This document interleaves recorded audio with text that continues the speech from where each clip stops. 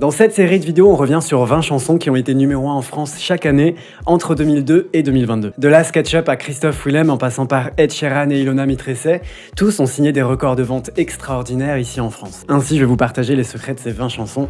C'est parti.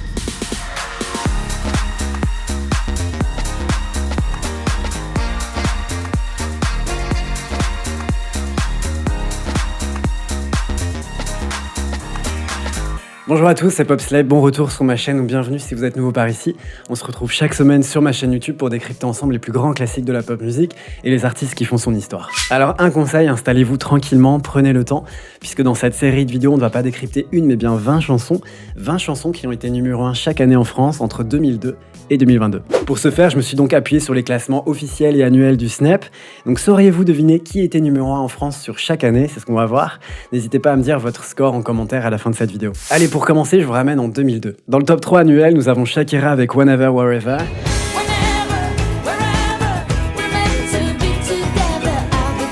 Les Bratislava Boys numéro 2 avec Stash Stash. Et le single numéro 1 cette année-là, c'était ça.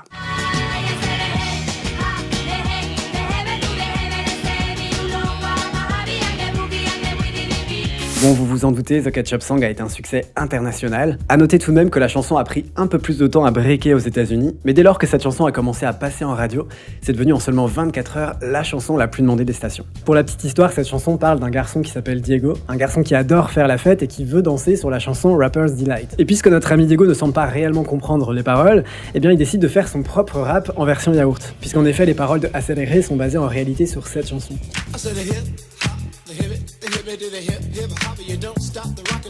Acceleré Hip devient alors Acceleré. Et même si cela ne signifie pas grand chose, eh bien ce sera la chanson la plus vendue de l'année 2002 en France. Et si jamais vous vous demandez ce qu'elles sont devenues après cette chanson, eh bien sachez que leur carrière a continué encore quelques années. Elles tenteront même l'Eurovision en 2006, mais elles ne récolteront que 18 points.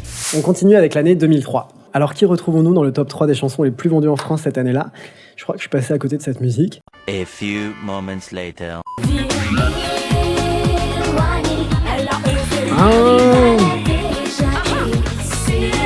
Si, bah oui. Numéro 2, Tragédie avec Ayo, et donc la chanson qui les a surpassés cette année-là, c'était Chihuahua de DJ Bobo.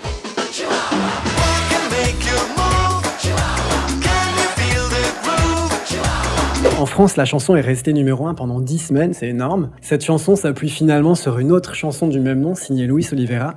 Écoutez.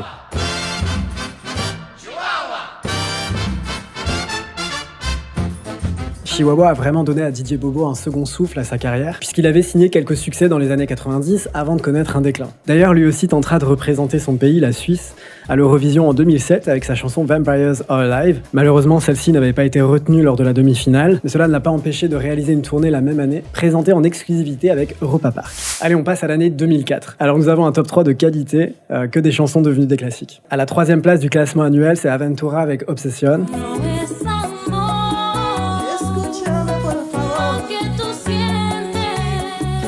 Deuxième, Camaro avec Femme Like You.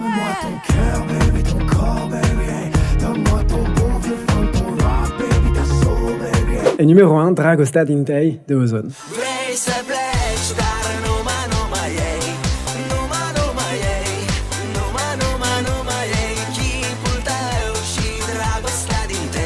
Dragostad Intei est donc signé par ce groupe moldave appelé Ozone, mais ce sont finalement surtout les pays de l'Europe occidentale plus que l'Europe de l'Est qui ont connu ce raz-de-marée. Dragostad Intei comprenait l'amour dans les tilleuls. En tout, Dragostad Intei s'est donc vendu à plus de 8 millions d'exemplaires dans le monde et a atteint la pole position de 27 pays. L'essor d'Internet va quant à lui amplifier le phénomène. De nombreuses parodies ont vu le jour, celle de Gary Brolsma étant sans doute la plus mémorable. Néanmoins, après ce tube, Dan, Radu et Arsoni ne connaîtront plus d'autres succès. En 2005, le groupe se sépare pour des raisons privées et tous les trois décident de poursuivre une carrière en solo, Arsoni étant celui qui connaîtra le plus de succès. Lui aussi aura l'opportunité de représenter son pays, la Moldavie, à l'Eurovision en 2006. Il terminera 20e. Bref, Dragostad Intei, c'est l'histoire d'un tube qui est resté gravé dans toutes les mémoires. La chanson sera interpolée en 2008, soit 4 ans plus tard, sur Live Your Life de T.I. et Rihanna.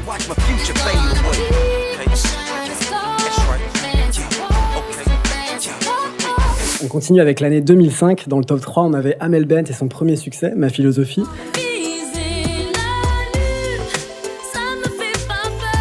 À la 2e place, Axel F avec Crazy Frog.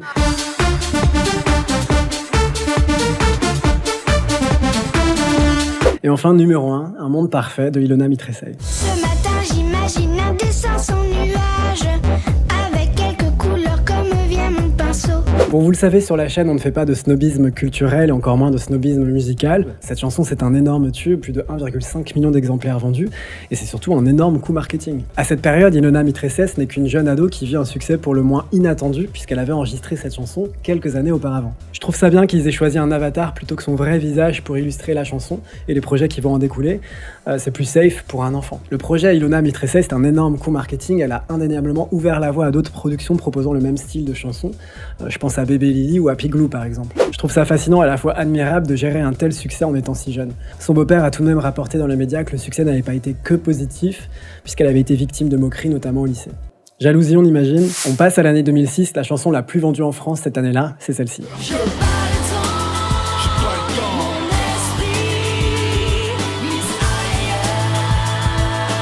Pas le temps est signé Faf Larage, un rappeur marseillais. Une chanson utilisée comme thème de la série Prison Break, j'imagine que vous aviez deviné. Gros succès en France et en Belgique francophone. La chanson est restée numéro 1 pendant 2 mois, devenant ainsi le single le plus vendu en France en 2006. Ça reste à ce jour le plus gros succès de Faf Larage. Quelque temps après ce succès, la carrière de Faf Larage s'est faite de plus en plus discrète, mais ça ne l'a pas arrêté d'écrire pour autant, notamment avec son collaborateur, compositeur et acolyte, Sébastien Damani. On passe à l'année 2007, à la 3e place, on retrouve Camini avec Marly Gaumont. Je viens pas de la cité, mais le beat est bon.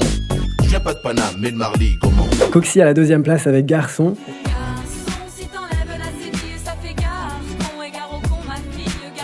Et enfin, numéro 1, Christophe Willem avec Double Jeu. Quand je serai Bee Gees, ou bien pilote de Formule 1.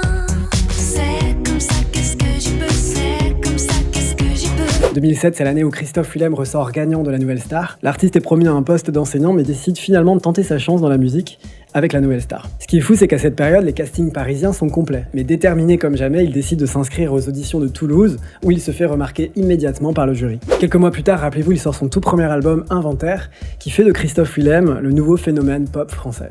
Le premier single, élu produit de l'année, ne rencontre pas le succès escompté, alors le label décide de changer de stratégie et il balance un nouvel extrait. Double Jeu a été écrit par Zazie à la demande de l'artiste et c'est devenu un tube instantanément culte. La chanson est restée quasi 1 an dans le top 40 français. Aujourd'hui, Christophe Willem poursuit sa carrière avec un nouveau single, PS Je t'aime. C'est quoi le problème? Ce que je sais, pourquoi c'est pas idem. PS, je t'aime. Une chanson qui a été composée avec l'aide de Slimane et fun fact, dans le clip de PS Je t'aime, on retrouve la même psychologue que l'on avait dans le clip de Double Jeu. J'ai adoré le clin d'œil. On passe à l'année 2008, qui est-ce que l'on retrouve dans le top 3? Eh bien c'est Sherifa Luna avec Il avait les mots.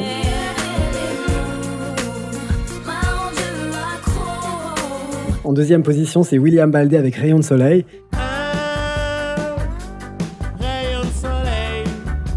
Et enfin, numéro 1 cette année-là, Tired of Being Sorry de Enrique Iglesias featuring Nadia.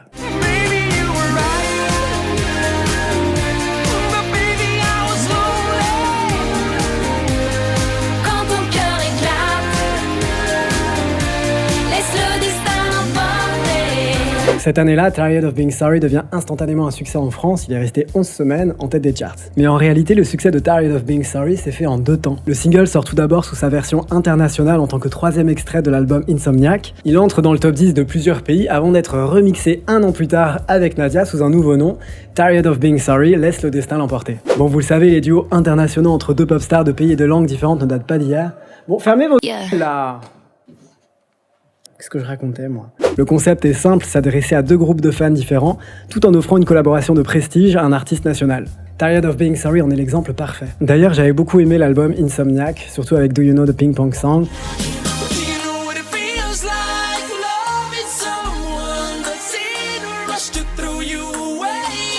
J'étais un peu dans mon era pop latine. Allez, on passe à l'année 2009, numéro 3 cette année-là, c'était Michelangelo Loconte avec Tatoue-moi, numéro 2 Magic System et Khaled avec Même pas fatigué, et enfin numéro 1 Helmut Fritz avec Ça m'énerve.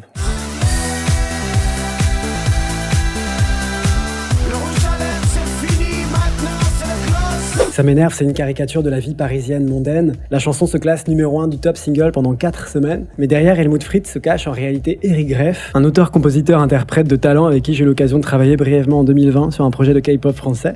L'histoire de sa chanson est assez dingue en réalité. Cela commence fin d'année 2008. À cette période, Eric Greff, il a 33 ans, il est au bout du rouleau. Les maisons de disques n'embrassent pas ses compositions et il se retrouve quelque peu désespéré. Et puis un soir, il regarde un documentaire sur la vie de Karl Lagerfeld dont il admire le travail. Il cerne alors le génie de Lagerfeld, le personnage qu'il s'est créé, et c'est donc en s'inspirant de lui qu'il commence dès le lendemain matin à écrire les premières paroles de Ça m'énerve. Fun fact, au grand regret d'Eric Greff, il n'a jamais rencontré Karl Lagerfeld pour le remercier de lui avoir inspiré son personnage, mais il a tout de même appris par ses proches que cette chanson l'avait fait beaucoup rire. Le 10 avril 2020, en pleine pandémie, il revient sous le nom complet de Helmut Fritz avec une reprise de son tube intitulée Ça m'énerve 2020, dans laquelle il adapte les paroles. Puis le 29 juin 2021, il annonce sur Instagram mettre fin définitivement au projet Helmut Fritz. Il a d'ailleurs publié un récit autobiographique qui permet d'expliquer sa démarche artistique depuis 2008, la création de son personnage Helmut Fritz, le succès fou et la chute qui s'en est suivie. Allez, on passe à l'année 2010, mais avant ça, je vous laisse quelques secondes pour vous abonner à ma chaîne en cliquant juste ici. Ça me ferait trop plaisir. Merci à tous pour votre soutien. En 2010, le troisième single le plus vendu de l'année, c'est Alors on danse de Stromae. Shakira est deuxième avec le cultissime Waka Waka. Et enfin, numéro 1, alors celui-ci il est plutôt inattendu, même si peu surprenant en réalité, René Lataupe avec Mignon Mignon. René Lataupe est donc un chanteur français virtuel créé en 2009 par Fox Mobile Group Studio. Ce personnage il a été créé afin de médiatiser les sonneries téléphones pour le compte de Jamba, une entreprise de distribution de contenu pour téléphone mobile qui avait déjà produit Crazy Frog. Ils produisent alors ce nouveau personnage qui a plutôt des allures d'une marmotte, si je peux me permettre, plus que d'une taupe. Vous me direz ce que vous en pensez dans les commentaires. Le succès de la chanson rejaillit sur les ventes de la sonnerie qui devient l'une des plus téléchargées de l'été 2010. Le clip de Mignon Mignon génère 5 millions de vues en seulement 2 mois. Aujourd'hui, je viens de vérifier, on en comptabilise plus de 200 millions. Le 30 août, le single est édité en version physique et se classe directement à la première place des singles en France. Et fin novembre, le titre reste toujours indétrôné. Il faudra attendre début décembre pour que la chanson soit enfin détrônée par Mylène Farmer avec Oui mais non, produit par Red One. Dis-moi oui, mais non, Dieu mon Dieu que c'est long. Sans toi, mon corps sous-fixe. On passe à l'année 2011, le single le plus vendu cette année-là, c'est Over the Rainbow de Ease.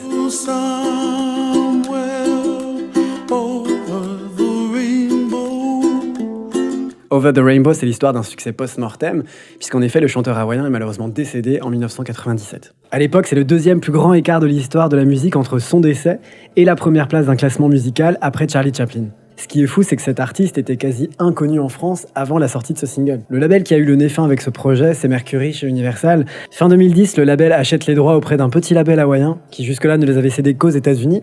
Bon, après, le risque n'était pas non plus de taille dans le sens où la chanson, elle, était déjà connue du monde entier grâce à la version de Judy Garland. À savoir que la chanson a été enregistrée en une seule prise en 1988 lors d'une session d'enregistrement impromptue. Seulement, à ce moment-là, l'artiste n'a pas conscience, il n'imagine pas que cette reprise deviendrait un tel succès, un tel phénomène dans le monde. On termine avec l'année 2012 avec un top 3 100% international puisqu'on nous retrouve Carly Rae Jepsen à la 3e place avec Call Me Maybe. Hey, I just met you, and this is crazy, but here's my number, so call me maybe. Puis Gauthier et Kimbra à la 2e place avec Somebody That I Used To Know.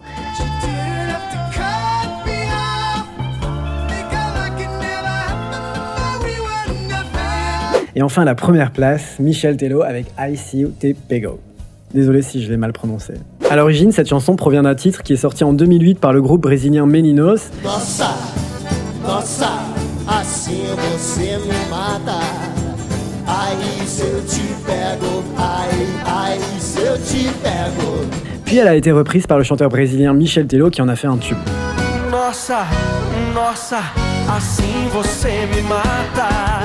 Ai, se eu te pego, ai, se eu te pego. Lorsque la chanson est entrée dans le classement américain, cela a fait de Michel Tello le premier artiste solo brésilien à faire entrer une chanson dans le classement des singles américains depuis Sergio Mendes dans les années 60. La chanson a été un phénomène musical mondial, un phénomène de danse aussi, qui a été repris par divers footballeurs. Le plus célèbre étant Cristiano Ronaldo qui a reproduit la chorégraphie de la chanson avec Marcelo Vieira après avoir marqué le premier but contre le Malaga en 2011. Cette info ne sort évidemment pas de ma mémoire mais de Google. Bref, inconsciemment, ces footballeurs vont introduire le phénomène Michel Tello en Europe. Aujourd'hui, le clip cumule plus de 1 milliard de vues sur YouTube. Quant à l'artiste, il est devenu récemment juge pour The Voice Brazil. Écoutez, c'est la fin de cette première partie de ces chansons qui ont été numéro 1 en France chaque année entre 2002 et 2022. Dites-moi en commentaire si vous êtes chaud pour la partie 2.